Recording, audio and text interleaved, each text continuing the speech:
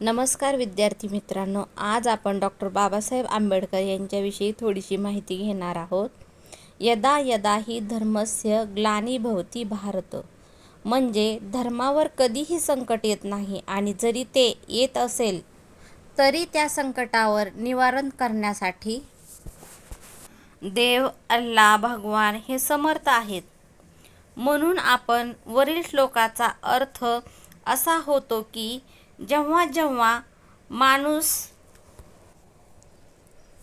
किंवा मानवतेवर जेव्हा जेव्हा संकट येते तेव्हा तेव्हा एक महापुरुष धर्तीवर जन्म घेतो. म्हणून म्हणावेसे वाटते की युगायुगाचा काळोख आज जरी संपला होता, मानवतेचा महानायक सूर्य जन्माला आला होता. आज 14 एप्रिल विश्वरत्न डॉक्टर बाबासाहेब आंबेडकर यांची जयंती आज आपण साजरी करणार आहोत.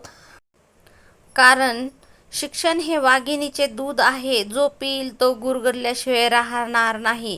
बाबासाहेबांनी थेट अमेरिकेत कोलंबिया विद्यापीठातून कायद्याची पदवी घेतली आणि आपल्या देशातील शोषित माणसाच्या समूहाला एकत्रित करण्यासाठी खूप प्रयत्न केले. बाबासाहेबांनी हिंदू कोड बिल जाळले, स्त्रियांचे शिक्षण, त्यांचे मूलभूत हक्क यावर त्यांनी कार्य केले. महाडच्या चवदार तळ्यातील पाणी दलितांसाठी उपलब्ध करून दिले. भीमराव रामजी आंबेडकर यांना 1927 मध्ये कोलंबिया विद्यापीठातून अर्थशास्त्रात PhD आणि 1972 मध्ये मानद पदवी मिळाली.